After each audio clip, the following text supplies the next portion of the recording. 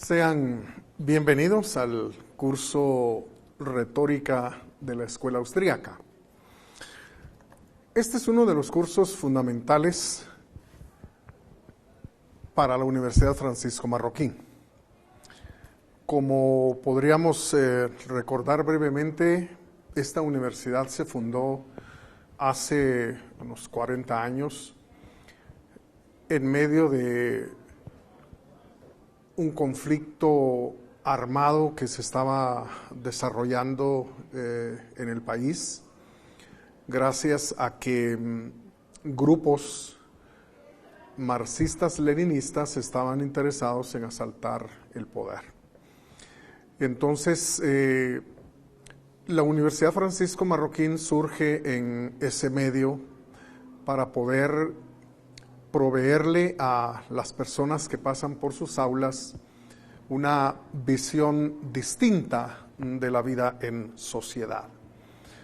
Porque si el marxismo ha promovido desde siempre la lucha de clases y el conflicto es de alguna manera para ellos el fenómeno fundamental de la vida en sociedad, la Universidad Francisco Marroquín surge para hacer énfasis en su visión de la sociedad, de la economía, del gobierno, del derecho, etcétera. Para hacer énfasis, digo, más bien en la cooperación pacífica, voluntaria, entre los seres humanos, basando todo ello en la división del trabajo. Entonces, desde sus inicios, la Universidad Francisco Marroquín ofrece a quienes pasan por sus aulas una serie de materias que tienen que ver con esta vida en sociedad fundamentada en la cooperación pacífica. Entre esos cursos podríamos mencionar los cursos de proceso económico, que todo estudiante de esta universidad debe llevar, y por supuesto los cursos propiamente filosóficos, que son filosofía social de Hayek, filosofía social de Mises, y el curso que estamos por iniciar, retórica de la Escuela Austriaca. Entonces, vamos a comenzar por pasar revista de manera rápida al programa del curso. Tenemos un propósito general que queremos alcanzar con esta materia y por supuesto hay un objetivo también general y otros objetivos específicos que vamos a ir viendo aparecer en el programa. Bueno, el propósito general de este curso lo hemos expresado en el siguiente párrafo que dice así: introducir al estudiante al ámbito de las hipótesis fundamentales de autores representativos de la Escuela Austriaca en las siguientes áreas: filosofía política, filosofía moral, teoría económica, filosofía social, filosofía del derecho y el papel del comercio, tanto como el de la empresarialidad. Cuando nos encontramos con este propósito general, pues ustedes se preguntarán finalmente y en concreto de qué trata este curso, porque se mencionan tantas áreas aquí, tantos aspectos como lo político, lo moral, lo económico, el derecho, en fin, parece una ensalada, pero vamos a tratar de aclarar en los minutos subsiguientes cuál es el sentido y la razón de ser de esa amplia gama de temas. Por el momento solo voy a dejar en claro que tratándose de un curso que tiene que ver con la vida en sociedad, tenemos que reconocer que la sociedad es un todo muy complejo. Las áreas que conforman la vida de los hombres en sociedad son muchas. Entonces, solo hemos mencionado unas pocas acá.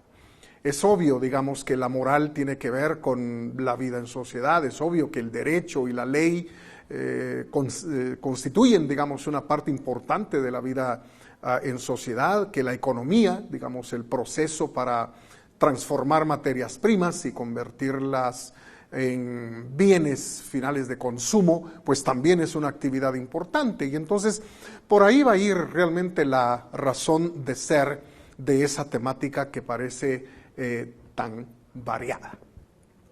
Bien, el propósito general está enunciado así.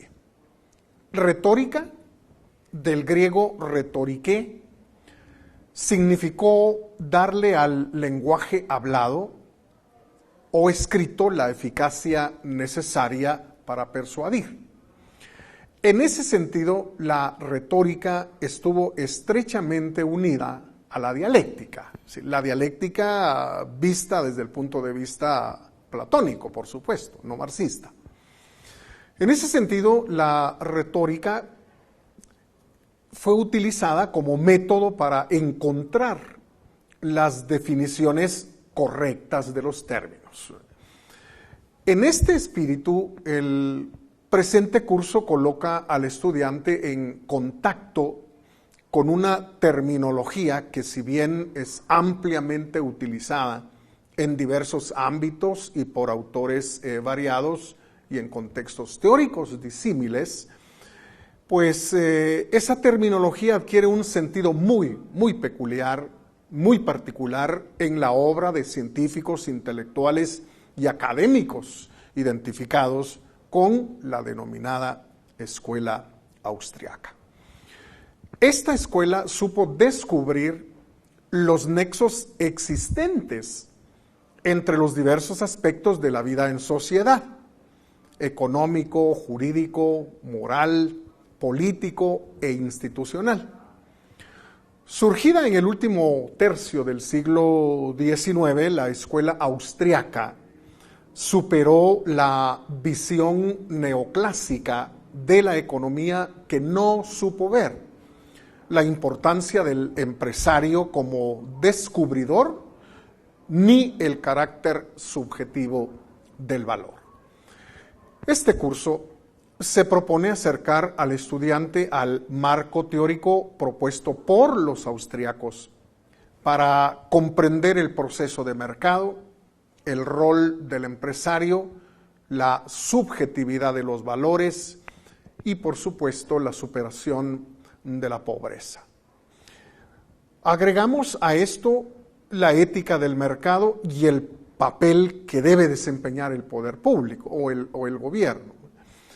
Desde el punto de vista metodológico, se examina el sistema lógico de los austriacos, gracias al cual se explica el proceso de generación de riqueza como superior alternativa frente a los métodos tradicionales que utilizan gráficas, ecuaciones, matemáticas, estadística o econometría.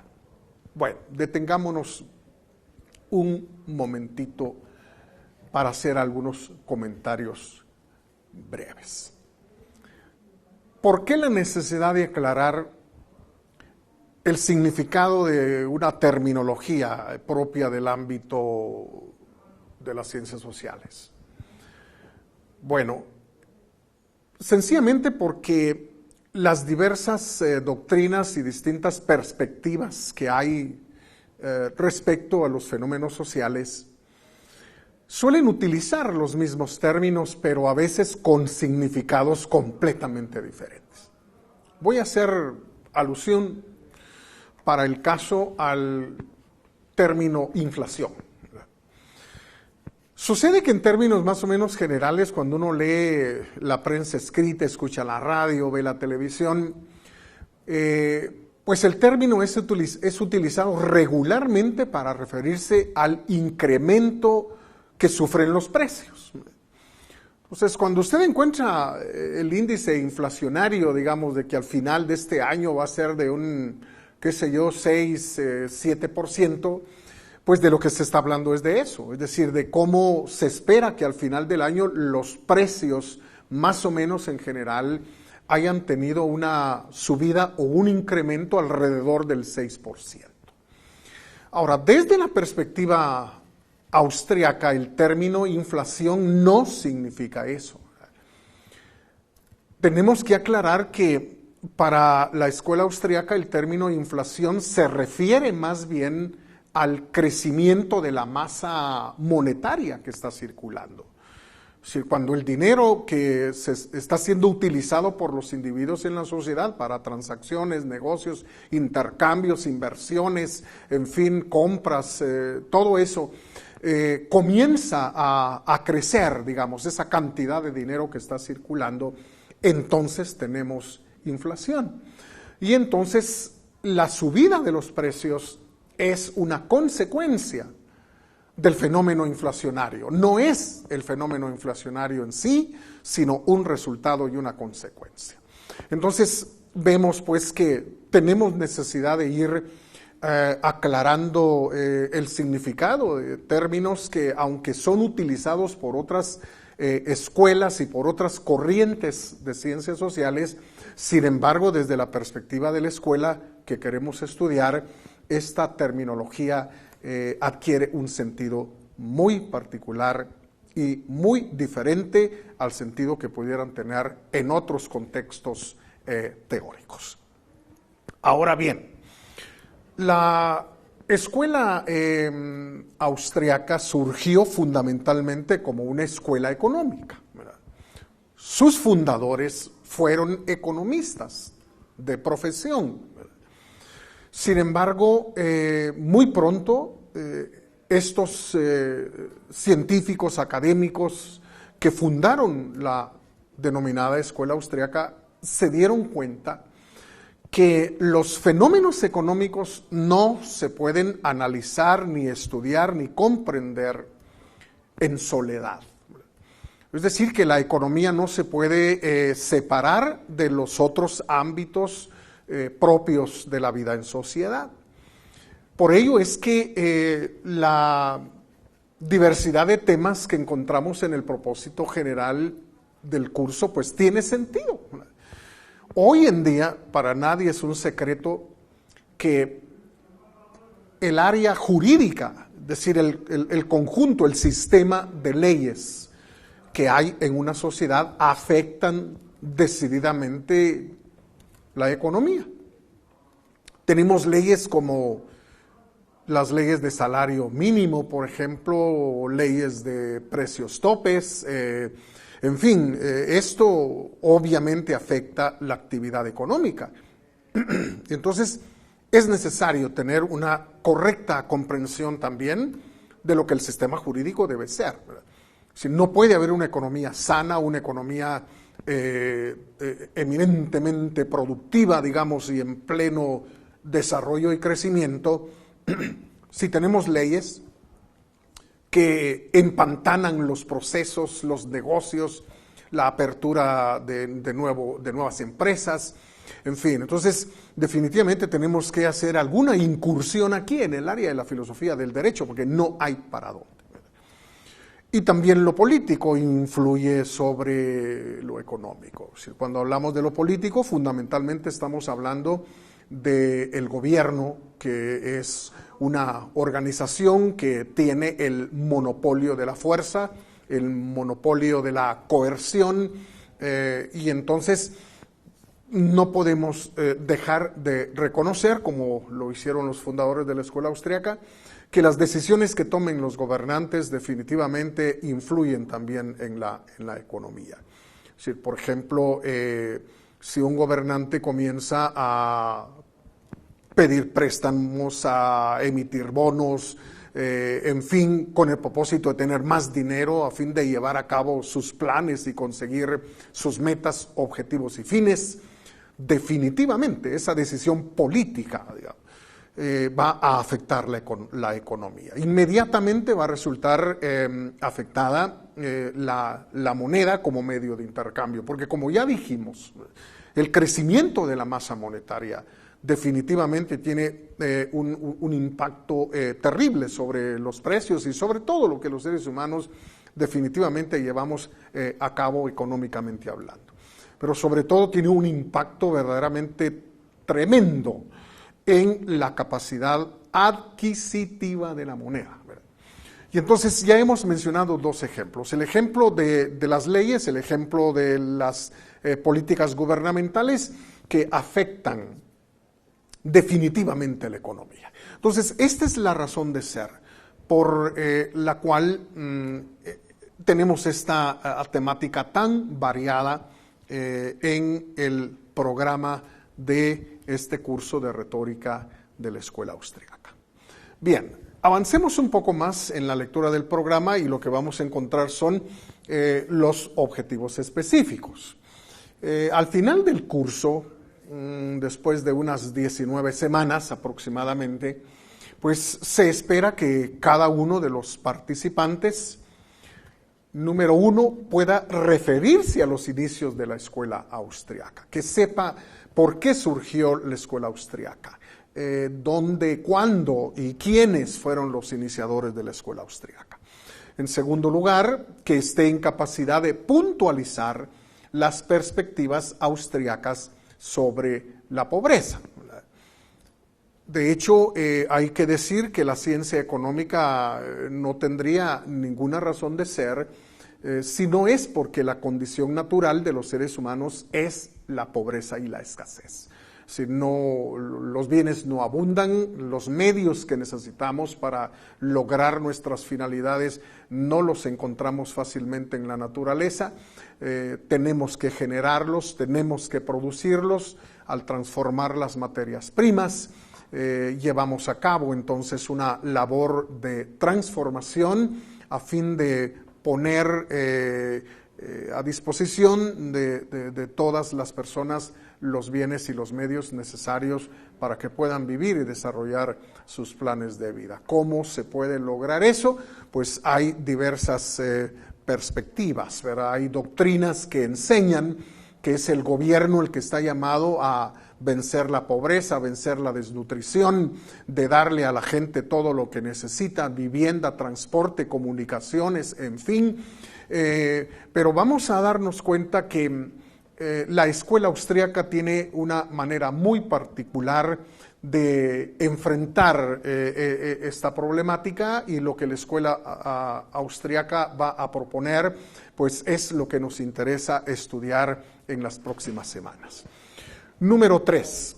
Como objetivos específicos, también queremos que el estudiante al final muestre un dominio de la teoría austriaca del valor subjetivo, porque la teoría del valor propia, digamos, del pensamiento austriaco es la teoría subjetiva del valor.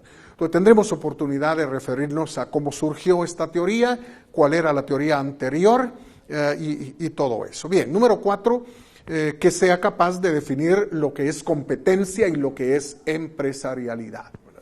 Entonces la competencia tenemos que comprenderla muy bien, tenemos que ver cuáles son los grandes beneficios de que haya competencia, los resultados negativos cuando no hay competencia, sino más bien monopolios, mercados cautivos. Entonces hemos realmente de ocuparnos del tema de la competencia aquí, pero también de la empresarialidad, es decir, cuál es realmente el rol, la función del empresario. Un rol, digamos, que no ha sido muy bien comprendido en algunas sociedades, sobre todo las sociedades latinoamericanas. Entonces nos interesa en realidad dejar en claro cuál es el papel, cuál es la función del empresario.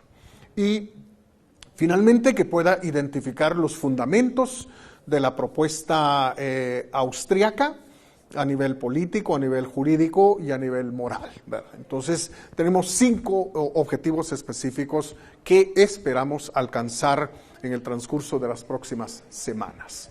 Bueno, ¿cómo? Aquí está la metodología. Bueno, por un lado, la clase magistral. Por otro lado, las lecturas obligatorias, ya hablaremos de ellas dentro de un momentito, cuáles son los textos que ustedes van a tener que trabajar y van a tener que leer. Y, por supuesto, parte de esa metodología son los comentarios que se puedan generar alrededor de los textos leídos, porque estos textos a veces serán tratados con comprobaciones de lectura, con reportes de lectura, comparando las lecturas con las noticias de todos los días y a veces con un diálogo como el que mencionamos en el punto número 4 de la metodología, los diálogos socráticos, ¿verdad?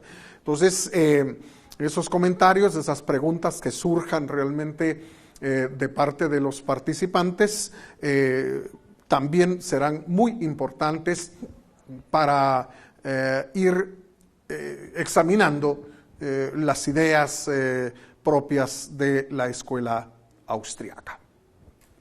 Bien, a continuación lo que tenemos es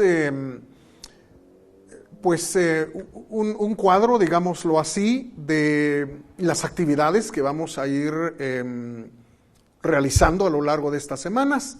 La primera columna que está a la izquierda contiene las semanas de la primera hasta la semana número 19. La segunda que sigue pues tiene los contenidos que esperamos ir desarrollando aquí en el aula, aquí en clase. Y la tercera pues hay algunas actividades en clase que están especificadas ahí, ¿verdad? Como comprobaciones de lectura, en fin.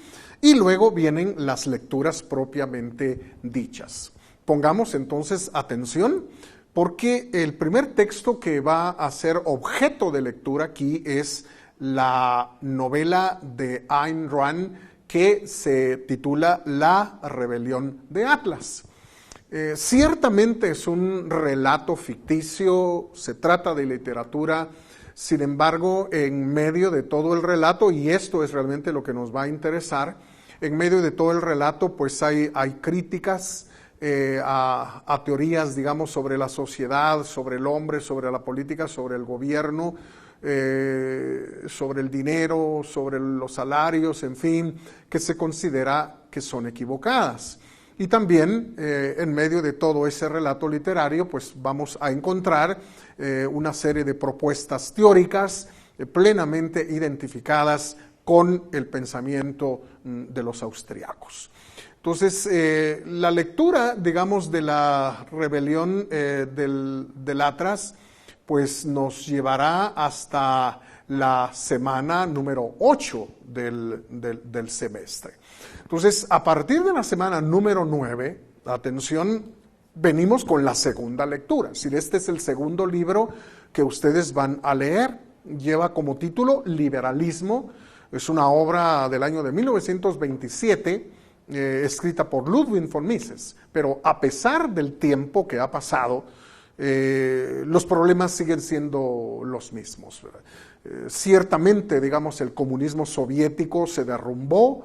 La cortina de hierro que dividía a Alemania también se vino al suelo, pero sin embargo muchas de las cuestiones que se llevaron a cabo tanto en la Unión Soviética como en los países comunistas lamentablemente sigue estando en la mente de algunos, pretendiendo pues que es la manera de solucionar los problemas que tenemos en las sociedades, sobre todo latinoamericanas. Entonces, es una obra que, como dije, 1927, sin embargo, sigue siendo de una enorme actualidad.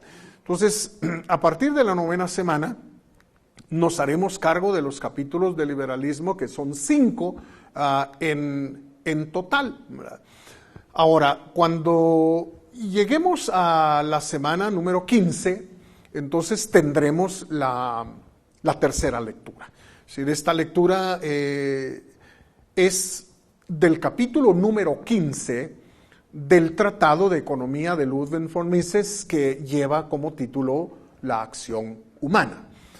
Es el capítulo más largo de esta obra y entonces pues hay que conseguir ese capítulo número 15, ¿verdad? Ya sea que lo obtengan a través de fotocopiar esas páginas, o si tienen un buen manejo del inglés, pues en el sitio del Mises Institute, ahí pueden encontrar la acción humana completa y pueden incluso hacerse del capítulo 15 exclusivamente.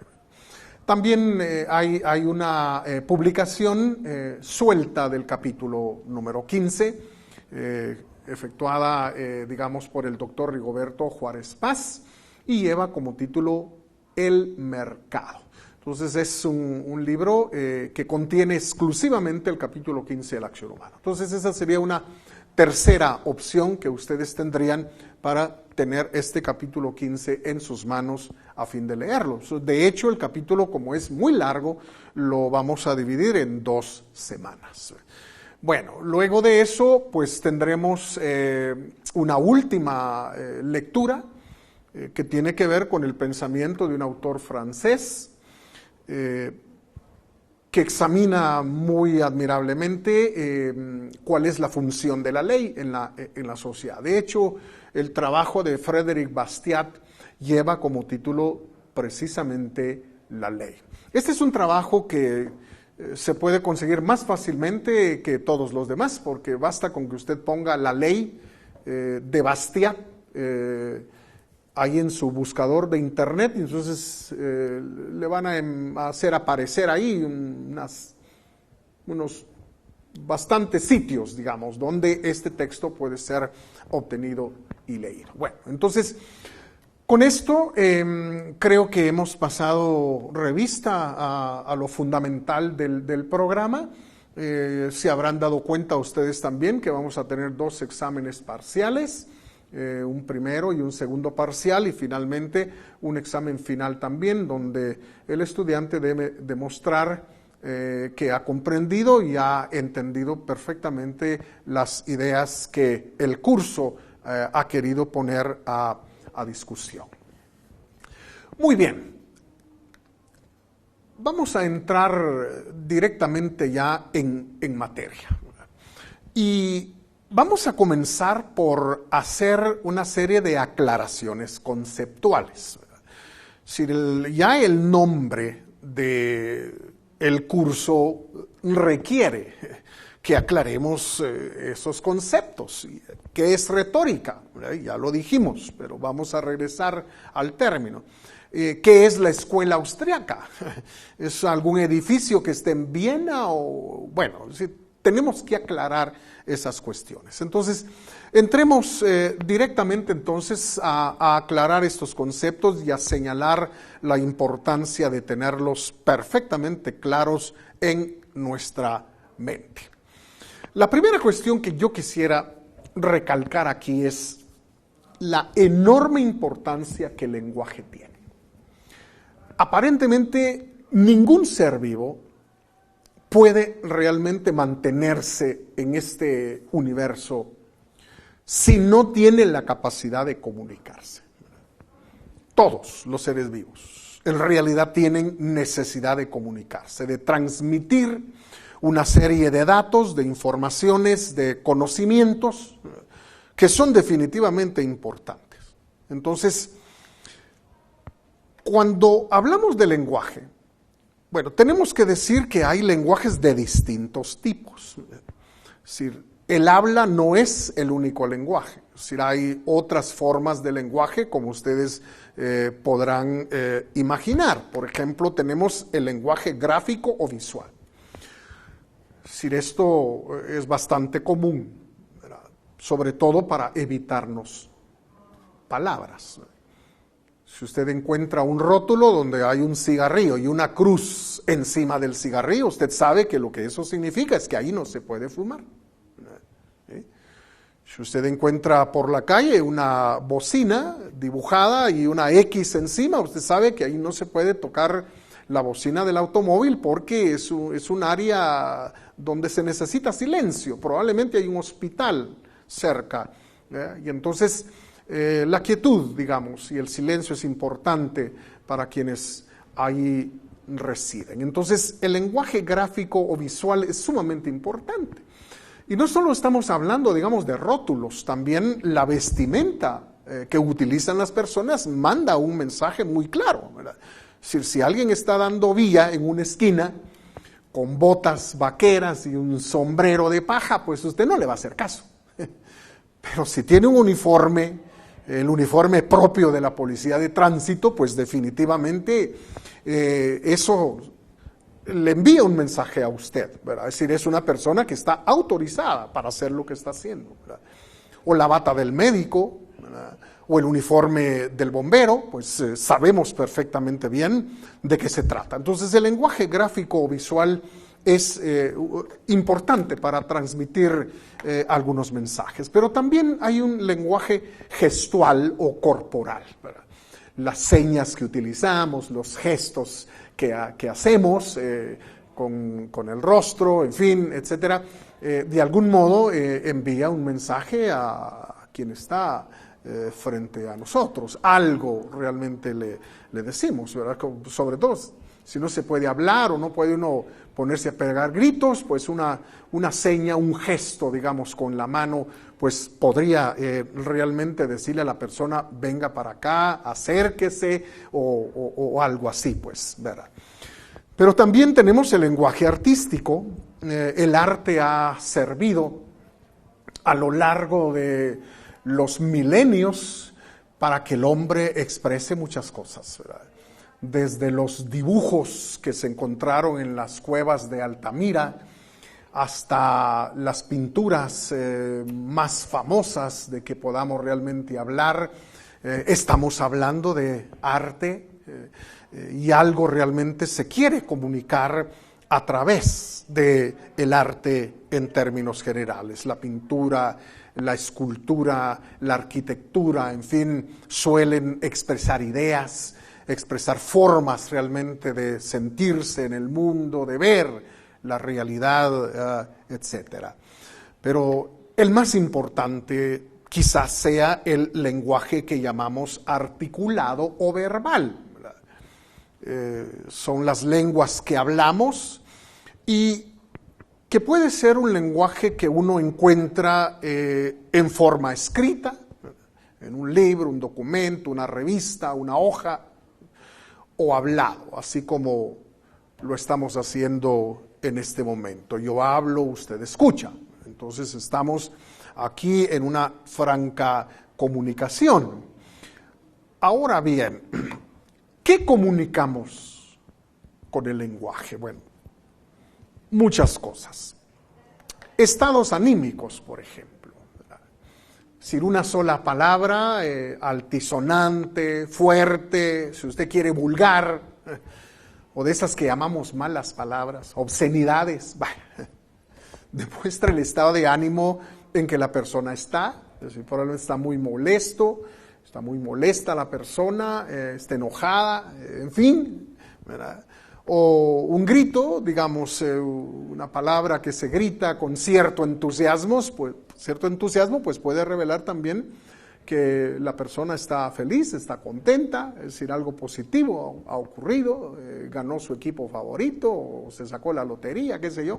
Entonces, expresamos estados anímicos, ¿verdad? Eso es importante realmente con lo que hacemos, importante de lo que hacemos con el lenguaje. Pero también podemos expresar órdenes, ¿verdad?, o mandatos con el lenguaje.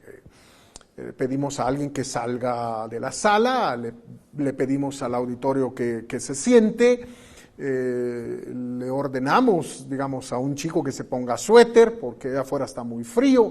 En fin, las órdenes o mandatos lo que quieren es que se haga algo o que algo deje de hacerse, ¿verdad? Se tienen que ver con la acción humana. Entonces, no solo expresamos estados anímicos, emocionales, sino también damos órdenes, expresamos mandatos.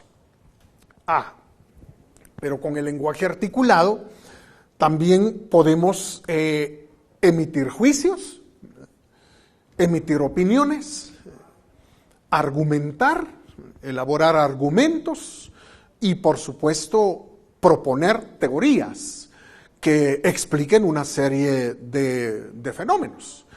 Ahora, todo esto realmente ha caracterizado aparentemente a los seres humanos y únicamente a los seres humanos. Porque aunque los animales pueden expresar de manera gestual con movimientos corporales y gritos y todo eso, estados anímicos y probablemente hacer que los demás miembros de la banda de animales pues salga corriendo, huyendo o qué sé yo, los animales no pueden definitivamente articular juicios, emitir opiniones, ni argumentos, ni proponer teorías tampoco en relación a lo que ocurre en ellos, con ellos y alrededor de ellos mismos. Esta parece ser una prerrogativa del hombre. Ya desde los griegos se llegó a considerar que somos el Homo sapiens, es decir, el ser capaz de generar pensamientos que de algún modo se refieren a la realidad, ya sea a la realidad interna, a la realidad personal o a la realidad del mundo físico, por supuesto a la realidad social o humana. Y entonces, en este proceso de emitir juicios, elaborar opiniones, argumentos y teorías, pues adquiere una importancia verdaderamente grande lo conceptual. Es decir, el concepto se considera que es la partícula fundamental del lenguaje articulado. Y entonces, ciertamente hay disciplinas en las cuales todo el mundo entiende de qué se está hablando. Es decir, en las ciencias naturales, en el ámbito de la física y de la biología, parece que no hay muchos problemas para lograr entender el significado de un concepto. Es decir, yo supongo que cuando un grupo de biólogos se reúne y alguien comienza a hablar de la célula, pues nadie va a pensar en una célula guerrillera. Si todo el mundo está enterado de que se está hablando de la célula a nivel estrictamente biológico, pues, ¿verdad? Pero en el ámbito de las ciencias sociales no ocurre eso. Como ya señalábamos al principio, tenemos una necesidad de depurar realmente el significado del lenguaje para lograr darle el sentido que debe realmente tener. Entonces, si nos referimos a otro ejemplo, digamos, en este contexto, bueno, sería la palabra democracia. Si la palabra democracia, pues no significa lo mismo para todas las personas. Alemania, cuando estuvo dividida en dos, pues la Alemania comunista se llamaba la Alemania democrática. Es decir, jamás hubo elecciones, nunca. Sin embargo, se llamaba democracia. ¿Verdad? Sí, tenemos países donde hay dictadores que han tardado ahí décadas y sin embargo se llaman democracias. Entonces, lo que quiero dejar en claro aquí es que los términos en el contexto de las ciencias sociales a veces es necesario depurarlos y dejar en claro qué es lo que vamos a entender cuando estamos empleando esa diversidad de conceptos. Entonces, es importante definitivamente todo esto y por eso es que al curso se le ha llamado retórica, ¿verdad? Porque queremos definitivamente llegar al significado y el sentido que los austriacos le dan a toda esta terminología relacionada con los fenómenos, no solo de la economía, sino del derecho, la moral, en fin, etcétera. Esto porque el lenguaje verbal es el único medio para poder describir y explicar el mundo. Y por supuesto, así como el científico natural tiene la tarea de erradicar errores que los seres humanos podamos tener en relación con los fenómenos que ocurren en el universo físico, las ciencias sociales también tienen exactamente la misma función. Es decir, erradicar las ideas equivocadas que tenemos en nuestro pensamiento en relación a lo que ocurre en el área de lo social, en el área de la vida en sociedad. Entonces, hay personas que creen, digamos, que el gobierno debe controlar los precios y tenemos que preguntarnos si eso realmente es correcto, teóricamente eso es correcto, se va a lograr lo que se quiere realmente lograr cuando el gobierno comienza a poner precios topes, independientemente de la intención, porque obviamente la intención es buena, ¿verdad? Que los precios se mantengan bajos y la gente pueda tener acceso a esos bienes, pero ¿se logra realmente esa meta y ese objetivo? Si no se logra, se trata de una creencia totalmente equivocada y errónea. Hay que corregirla. Entonces, el papel realmente del científico social es ponerse a batallar con los conceptos, con lo que la gente tiene realmente en la cabeza en torno a lo que ocurre en la vida en sociedad. Y eso solo se puede hacer gracias al lenguaje verbal, porque entonces tenemos la capacidad de describir lo que ocurre y de explicar lo que realmente ocurre en el contexto de la vida en sociedad. Ahora bien, ese uso adecuado de los términos o de los conceptos, como decíamos, es realmente esencial y fundamental. Desde los griegos, la retórica y también la dialéctica fueron instrumentos para darle a los conceptos el sentido adecuado. Entonces ya dijimos que los términos pueden ser los mismos, pero el sentido de los mismos distinto. Entonces es necesario que mantengamos eso en mente mientras asistimos a clase, mientras hacemos las lecturas, mientras dialogamos en el aula. En fin, tenemos que mantener eso en mente. Bien, escuela austriaca. ¿Qué es realmente la escuela austriaca? Bueno, primero, digamos que la denominada escuela austriaca comenzó en Viena y por eso se le llama austriaca. En ese entonces Viena era la capital del imperio austrohúngaro. Y el año en que se data los inicios de la escuela austriaca es el año de 1871. Y vamos a decir quién fue el fundador prácticamente, el iniciador de la escuela austriaca y por qué el año 1871. Entonces ahí lo tenemos. El fundador, el originador realmente de la escuela austriaca fue Karl Menger. Menger era doctor en Derecho y profesor de Economía. Autor de un libro sumamente importante que lleva como título Principios de Economía, que fue publicado precisamente en el año de 1871. Y por eso es que ese es el año en que se considera que dio inicio la escuela austriaca.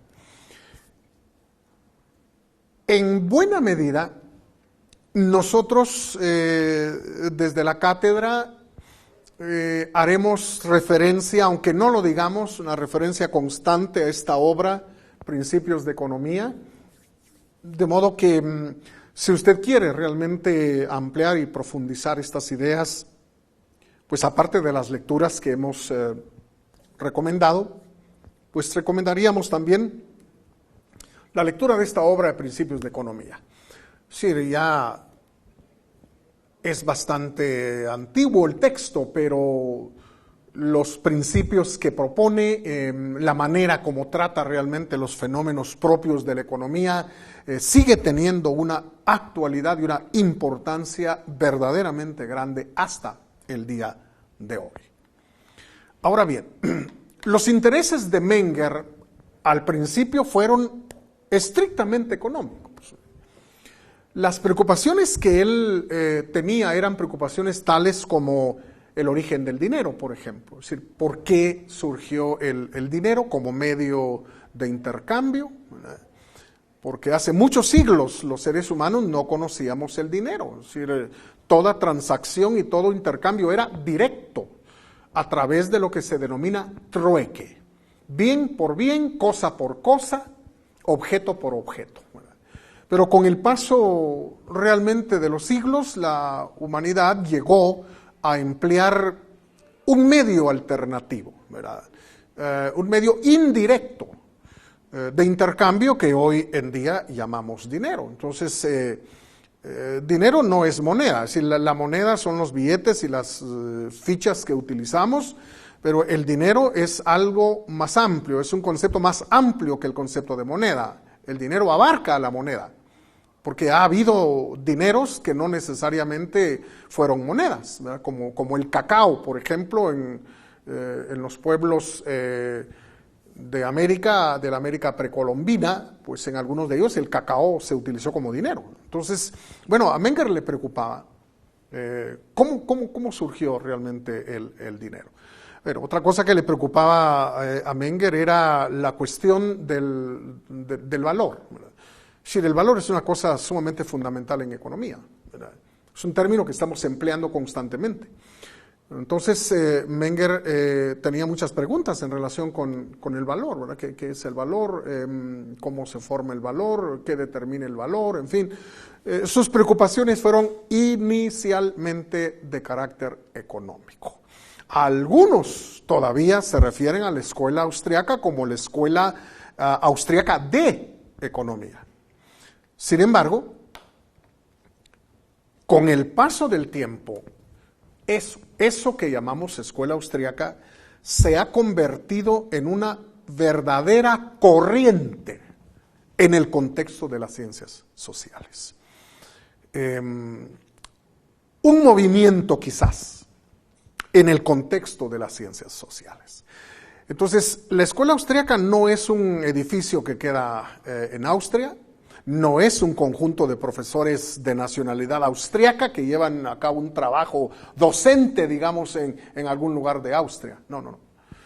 La escuela austriaca en realidad es una corriente de ciencias sociales, es una manera de hacer ciencias sociales. De modo que quien se dedica a la ciencia social, no importa cuál sea, es decir, historia, economía, política, sociología, derecho, no importa qué ciencia social sea, quien se dedica a hacer esa ciencia social, basándose en los fundamentos y los principios propuestos por esta escuela, por esta corriente, es un austriaco. O sea, no importa si es japonés, norteamericano, guatemalteco o español, no importa de dónde sea, es un austriaco. Porque la escuela austriaca, como dije, siendo una manera de hacer ciencias sociales, pues tiene un quehacer con características muy particulares que vamos a mencionar rápidamente dentro de un momento.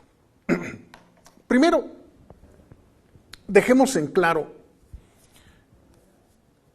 qué son las ciencias sociales y a qué se le llama una ciencia social. Bueno, digamos que ciencia social es toda disciplina cuyo objeto es el comportamiento y la actividad de los seres humanos en sociedad. Entonces hay disciplinas que se encargan específicamente de la conducta, del comportamiento, del proceder de los seres humanos viviendo en sociedad y de toda la actividad que los seres humanos desarrollamos en el contexto de la vida en sociedad. Ciencia social es toda disciplina también que estudia los fenómenos de la vida en sociedad. Hay tantos hechos, digamos, que ocurren en la vida social. Se abren empresas, se cierran empresas, ¿no? Ocurre un torneo deportivo, suben los precios de determinados productos, o hay escasez relativa de algunos otros bienes, en fin. Las ciencias que se dedican a estudiar estos hechos, estos fenómenos propios de la vida en sociedad, pues son ciencias sociales. También se ha dicho que las ciencias sociales son aquellas que se interesan por la llamada esfera del espíritu. Esta idea de dividir, separar el ámbito de la naturaleza del ámbito llamado del espíritu proviene fundamentalmente del pensamiento alemán. Filósofos como Wilhelm Dilthey y otros pues han hecho énfasis en que la ciencia natural se ocupa de fenómenos que son repetitivos o irrepetibles. Hay una especie de constancia fenoménica en la naturaleza, hay una regularidad, se pueden proponer leyes, digamos, que expliquen esos fenómenos de la naturaleza. Pero por otro lado, estos autores alemanes han insistido en que tenemos el área del espíritu, es decir, entendiendo que la palabra alemana Geist pues se refiere fundamentalmente a un ámbito de libertad, a un ámbito de espontaneidad, un ámbito donde difícilmente se pueda prever con anticipación qué es realmente lo que va a ocurrir. Por supuesto, se trata de fenómenos que son irrepetibles, jamás van a volver a ocurrir de la misma manera, ¿verdad? Y Dilthey, por ejemplo, señalaba los fenómenos de la historia como un gran ejemplo de la esfera del espíritu. Sí, el ámbito de la historia pues se refiere a fenómenos que no se van a volver a repetir nunca más. Si Lutero no volverá a promover una reforma religiosa, Napoleón Bonaparte no volverá otra vez a salir a tratar de conquistar Europa. En fin, estamos hablando aquí de fenómenos que nunca más se van a volver a dar.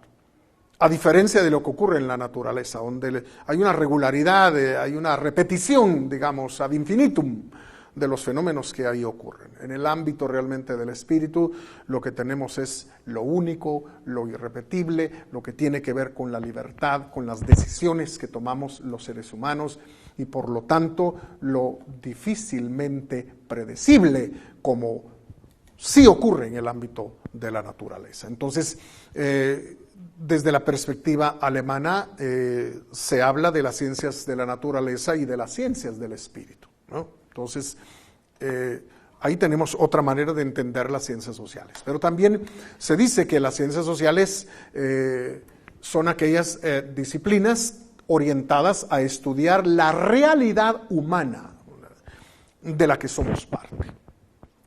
Ciertamente somos parte de la naturaleza, somos parte del universo físico, pero no del mismo modo como somos parte de la realidad humana. Porque esta realidad humana no nos es indiferente, no nos es ajena, nos toca, nos golpea. Es algo que es parte de nosotros mismos. Nosotros somos la consecuencia y el resultado en gran medida de toda esa actividad que se ha venido generando a lo largo del tiempo. Y entonces estamos hablando de una serie de fenómenos, de hechos que nos tocan de una manera muy directa. De hecho, hay algunos pensadores alemanes que también han dicho que las llamadas ciencias sociales tienen que ver con las vivencias que uno tiene, con las experiencias personales, digamos, que uno realmente ha tenido a lo largo de la vida y que le permiten de algún modo un grado de comprensión, como no puede ocurrir en el ámbito de las ciencias de la naturaleza. Entonces, ahí tiene pues una serie realmente de maneras de definir y entender lo que conocemos con las ciencias sociales. Ahora, en plural, ciencias sociales. En plural, porque hay ciencias sociales que están relacionadas con el pasado del hombre y el pasado de la sociedad humana. La historia, por ejemplo, ¿verdad? La arqueología también, ¿verdad? Que se dedica a desenterrar y a descubrir vestigios de ciudades desaparecidas, en fin. Entonces, hay ciencias sociales dedicadas exclusivamente a estudiar fenómenos pasados, ya superados, pero que son muy importantes para nuestra actualidad.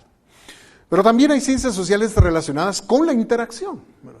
La interacción que se lleva a cabo todos los días entre miles y millones de seres humanos. Dentro de estas disciplinas encargadas de estudiar cuestiones de interacción entre los seres humanos, tenemos la economía. Porque en realidad solo puede haber economía entre seres humanos. Si no hay economía entre los árboles ni entre los chimpancés, solo hay economía entre los seres humanos. Hay alguien que obtuvo la materia prima, alguien que tenía la herramienta y la maquinaria necesaria para transformar aquello, alguien realmente que decidió en qué transformar esa materia prima, alguien que comercializó esos bienes y por supuesto los consumidores, que somos todos, que deseamos, queremos obtener, digamos, esos bienes para poder vivir y desarrollar nuestros planes de vida. Entonces hay interacción ahí entre seres humanos, ¿verdad? Desconocidos, pero una interacción, ¿verdad?, en la que todos salimos beneficiados. Entonces la economía es parte realmente de las ciencias sociales que tienen que ver con la interacción. Pero podríamos mencionar también acto seguido la sociología, la antropología, el derecho, que también son disciplinas que tienen que ver con las interacciones entre los seres humanos. Ahora, hay ciencias sociales que tienen que ver con lo cognitivo, es decir, con el conocimiento, la información, los datos que los seres humanos manejamos y necesitamos a la hora, digamos, de tomar decisiones. Uno tiene que estar enterado, uno tiene que tener ciertos conocimientos. Entonces, hay ciencias sociales que están dedicadas precisamente a la cuestión cognitiva, ¿verdad? Ahí tenemos la psicología, con el enorme desarrollo de las neurociencias que ha ocurrido en las últimas décadas, y por supuesto la lingüística en términos generales, que es realmente una disciplina muy, muy, muy importante para cuestiones de cognición y de comunicación entre los seres humanos. Otras ciencias sociales que podríamos mencionar así rápidamente serían la política, como ciencia, no como ejercicio del poder, sino más bien como disciplina que estudia el fenómeno del poder y todo lo que tiene que ver con el ejercicio del poder a nivel público. La semiología y por supuesto las denominadas ciencias de la comunicación en términos generales. Bueno, entonces, el hecho de que haya muchas ciencias que tienen que ver con la sociedad y con el hombre, pues solo revela el alto grado de complejidad de la vida humana y de la sociedad en la cual vivimos.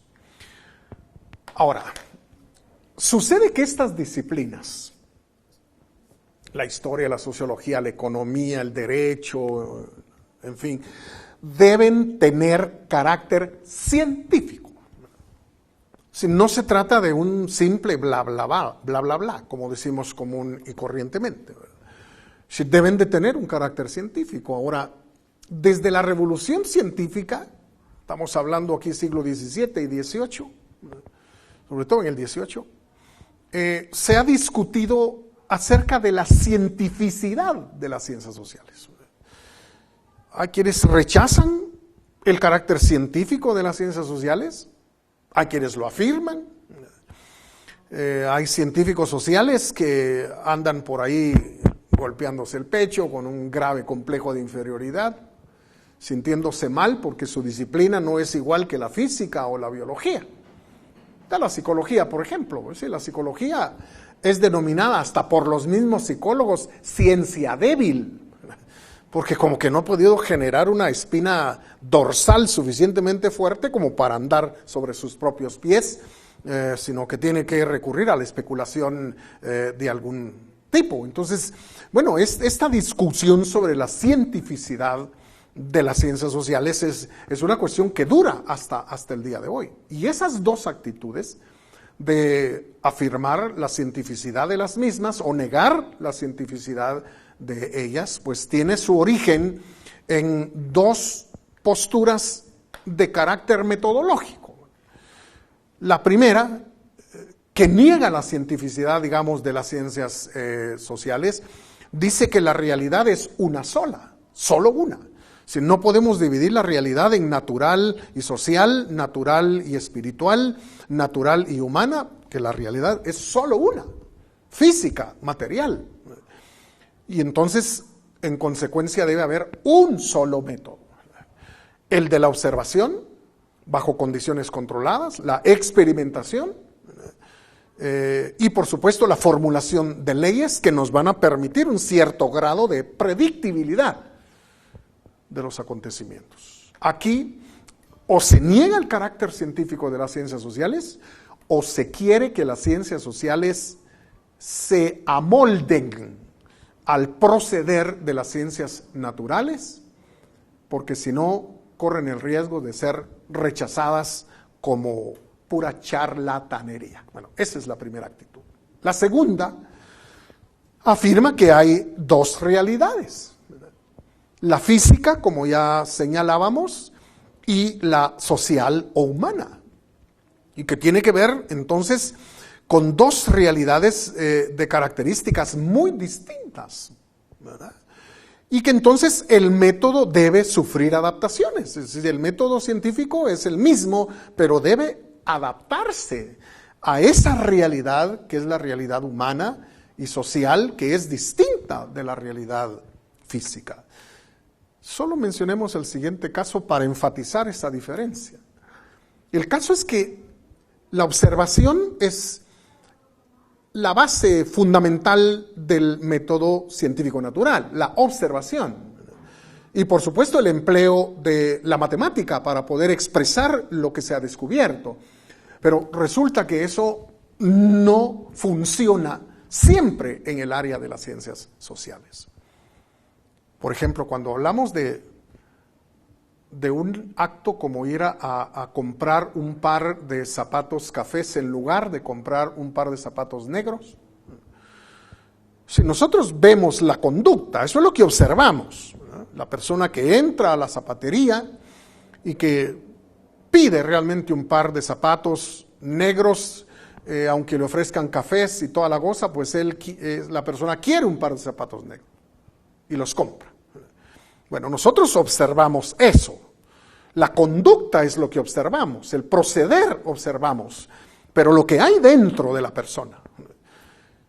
¿Qué llevó a esa persona a decidirse por A y no por B?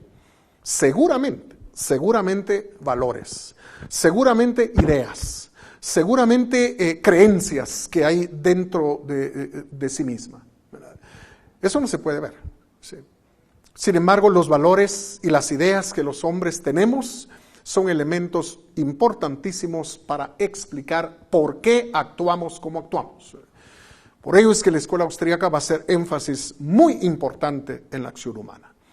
Ahora bien, lo esencial de la escuela austríaca es precisamente que distingue lo natural de lo que es humano y social.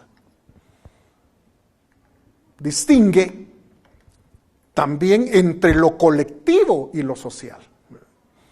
Lo puramente social es la interacción, es la cooperación, son las normas que nos permiten definitivamente cooperar pacíficamente, respetarnos, respetar los contratos, en fin, etcétera.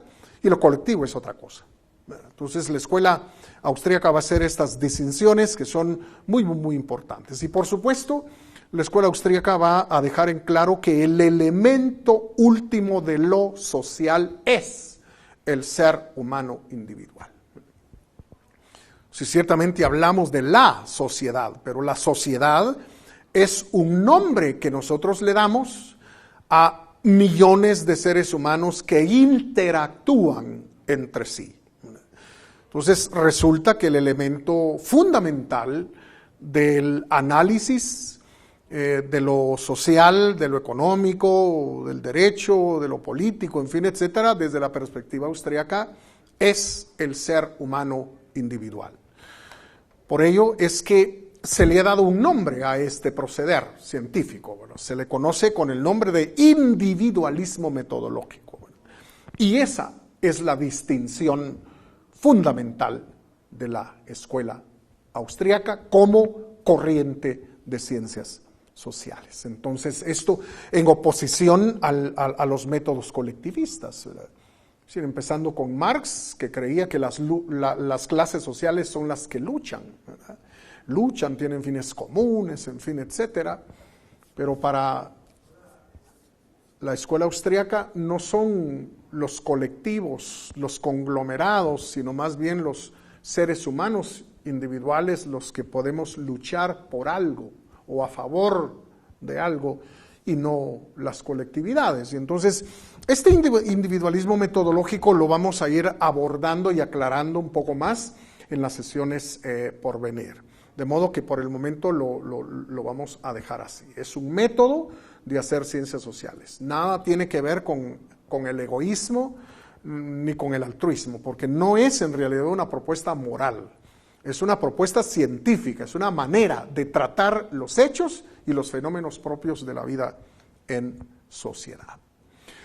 Bueno, para el próximo día les voy a dejar como tarea que averigüen 3 cosas. ¿A qué se le llama la escuela clásica de economía? ¿Quiénes fueron los economistas clásicos? Y finalmente, ¿qué libros? Algunos, ¿verdad? Por lo menos 1 o 2 por ahí que puedan encontrar que fueron escritos por estos economistas a quienes se les conoce como los economistas clásicos. Esto para que ustedes vengan preparados para lo que vamos a considerar en la próxima clase. Por hoy es todo.